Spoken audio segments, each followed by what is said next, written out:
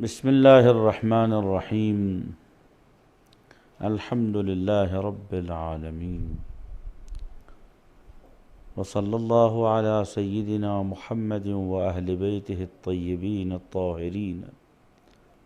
ماہ مبارک رمضان اپنی تمام برکتوں اور اپنے تمام جلال و جمال کے ساتھ ہمارے درمیان موجود ہے۔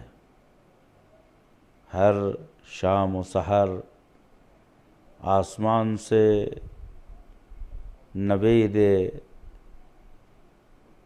خوشی، عظمت، پاکیزگی صائمین اور روزہ داروں کے دلوں میں روشنائی کی طرح گھر کر رہی ہے۔ جو روزہ دار ہیں وہ اپنی عبادتوں میں خوش ہیں، کار خیر میں مشغول ہیں۔ جیسی کیفیت مزاجی ہو اسی اعتبار سے وہ اپنے لیے خوراک فراہم کرتا ہے۔ کوئی مناجات میں دلچسپی لیتا ہے، تو کوئی نمازوں میں، تو کوئی تلاوت قرآن میں، تو کوئی اہتمام افطار و سحر میں، کوئی اطعام میں، کوئی کار خیر میں۔ ماہ مبارک رمضان کہ اس عظیم موقع پر روز بروز ہم ایک عظیم پڑاؤ کی طرف بڑھ رہے ہیں، اور اس صعود کے لیے، اس ترقی کے لیے ہمیں کچھ اساسی اصول اور ضوابط کی ضرورت ہے۔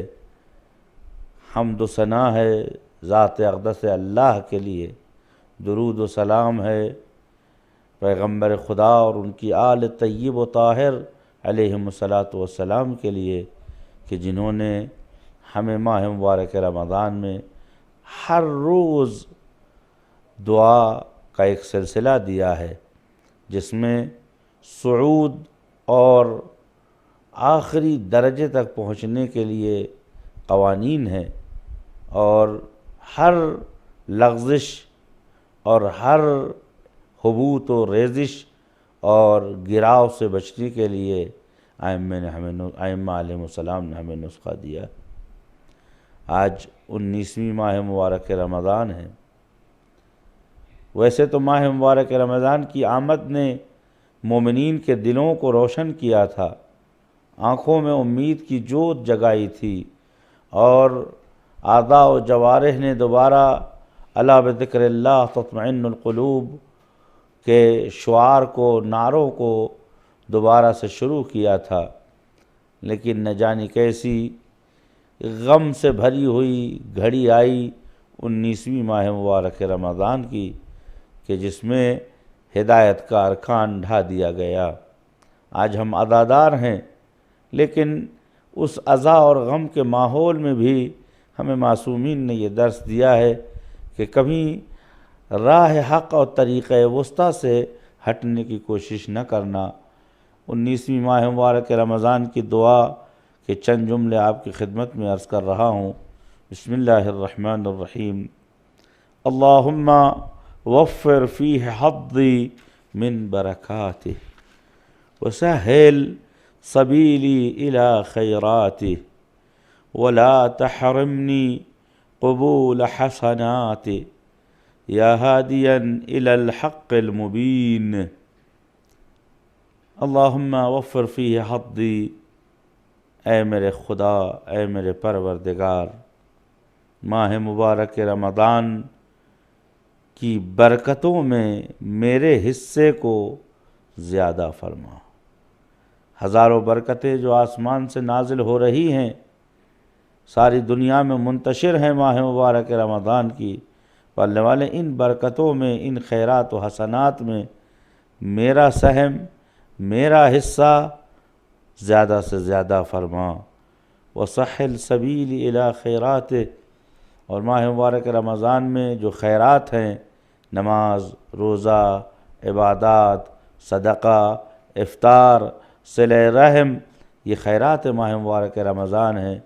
پرہیز از تکبر، غرور، گھمنڈ، پرہیز از غیبت، پرہیز از گناہ، پرہیز از مکروہات، پرہیز از جنگ و اختلاف و تشاجر اور تخاصم یعنی لڑائی جھگڑا اور ایک دوسرے کی برائی و تہمت سے بچنا ہی خیرات ہے۔ پالنے والے ماہ مبارک رمضان میں خیرات ایک کار خیر 10 یا 70 یا ہزاروں کار خیر کے برابر ہے۔ لہذا وہ راستے کار خیر کے راستے کی جو رکاوٹیں ہیں میرے پالنے والے، اسے ہٹا دے، ان رکاوٹوں کو دور فرما تاکہ میرے لیے خیر اور خیرات کا راستہ آسان ہو جائے اور نیک کام کرنے میں مجھے آسانیاں فراہم ہو جائیں۔ ولا تحرمنی قبول حسناتہ، اگرچہ تیری رحمت ہر طرف سے مجھے اپنے سائے میں، اپنی آغوش میں لیے ہوئے ہے، تیری رحمت سایہ افکن ہے، لیکن اس کے باوجود بھی میں کار خیر بھی انجام دے رہا ہوں، لیکن کبھی کوئی ایسا کام انجام دے دیتا ہوں جیسے کہ ایک غیبت کی احادیث میں ہے کہ ایک غیبت اگر کسی نے کسی کی انجام دے دی ہے تو 40 دن کے کار خیر اور نیک عمل اس غیبت کرنے والے کی طرف سے اس غیبت ہونے والے کے کھاتے میں پہنچ جاتے ہیں۔ یا کوئی ایسا جملہ، کوئی ایسی سستی عبادت میں، نماز میں، دعا میں، یا کوئی ایسا گناہ کہ جس کی وجہ سے سارا اعمال فاسد ہو جاتا ہے اور کار خیر کرنے کے باوجود بھی سراب کے علاوہ، حسرت کے علاوہ کچھ اور دستیاب نہیں ہوتا۔ پالنے والے ولا تحرمنی، مجھے محروم نہ کر کہ میری حسنات اور میری نیکیوں کو قبول ہونے سے محروم نہ فرما۔ محروم ہونا اس کا مطلب یہ ہے کہ اگر میں نے کوئی کار خیر کیا اور اس کی جزا نہ ملے، اس کا انعام نہ ملے، خوشنودی پروردگار ہاتھ نہ آئے، تو یہ تعب اور زحمت اور محنت کے علاوہ کچھ نہیں ہے۔ جیسا کہ حضور سرور کائنات فرماتے ہیں صلی اللہ علیہ وآلہ وسلم، بہت سے ایسے لوگ ہوتے ہیں کہ جن کی قسمت میں روزے کا فائدہ صرف بھوک اور پیاس کی صورت میں پیش آتا ہے۔ لوگوں نے کہا یا رسول اللہ کیوں ایسا ہے؟ آپ نے فرمایا اس لیے کہ وہ گناہ کر دیتے ہیں، کسی کا دل دکھا دیتے ہیں یا غیبت کرتے ہیں، جس کی وجہ سے بھوکے اور پیاسے تو رہتے ہیں لیکن روزہ محسوب نہیں ہوتا ہے۔ پالنے والے یہ محنت، یہ مشقت جو تو نے توفیق دی ہے انجام دینے کی، ہم انجام بھی دے رہے ہیں، لیکن ایسا نہ ہو کہ اسے قبول ہونے میں مشکل پیش آئے، دقت پیش آئے۔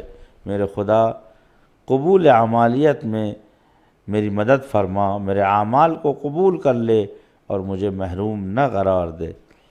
یا ہادیا الی الحق المبین، اور میں پالنے والے اس لیے تجھ سے یہ 3 درخواست کر رہا ہوں کہ میرا حصہ برکات میں فراوان قرار دے، کار خیر کے راستے کو آسان فرما اور میرے اعمال کو قبولیت کا شرف عنایت فرما، اس لیے کہ جس طرح تو انسانوں کا ہادی ہے، انسان سے متعلق اس کے آثار و افکار اور اس کے اعمال کا بھی ہادی و رہنما ہے۔